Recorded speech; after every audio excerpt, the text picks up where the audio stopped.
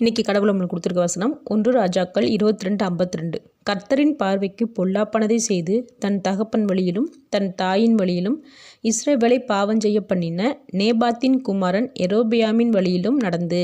இந்த வசனத்தை கொண்டு கடவுளை மட்டும் என்ன சொல்கிற பார்ப்போம்.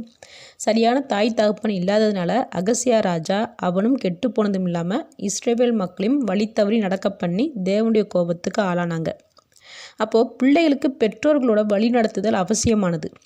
வழி நடத்துறதுனா ரொம்ப கண்டித்து திட்டி அடித்து வழி நடத்தணும்னு இல்லை, சரியான அறிவுரைகளை சொல்லி வழி நடத்தணும்.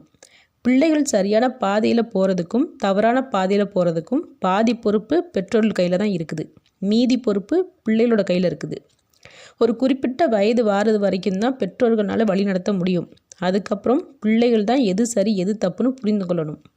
அப்போது பிள்ளைகள் சுயமாக சிந்தித்து முடிவெடுக்கிற வயது வாரது வரைக்கும் பெற்றோர்களோட அறிவுரைகள் அவசியமானது.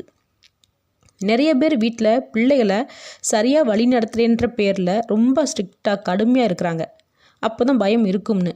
நம்ம பயமுறுத்தி பிள்ளைகளை வழி நடத்தணும்னு நினச்சோம்னா அவங்களுக்கு ஒன்று கோழைத்தனம் வரும், அப்படி இல்லைன்னா வெறுப்பு தான் வரும். கோழைத்தனமும் சரி வெறுப்பும் சரி, இது ரெண்டுமே வாழ்க்கைக்கு சரியானது இல்லை. நம்ம கற்றுக் கொடுக்குற விஷயம் அவங்களுடைய எதிர்காலம். அப்போது கோழைத்தனமும் வெறுப்பும் அவங்களுடைய எதிர்காலத்துக்கு பயன்படாதது ஒன்று. இஸ்ரவேலர்கள் எப்போ தன் பிள்ளைகள்கிட்ட தேவனுடைய வார்த்தைகளையும் தேவனையும் பற்றி பேசாமல் சொல்லாமல் இருந்தாங்களோ அங்கே பிள்ளைகள் வழி தவறி போக ஆரம்பித்தாங்க.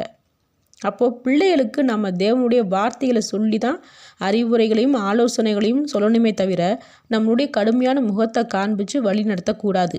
அதில் எந்த பிரயோஜனமும் இல்லை. தேவனுடைய வார்த்தையை விட வலிமையானது எதுவுமே இல்லை.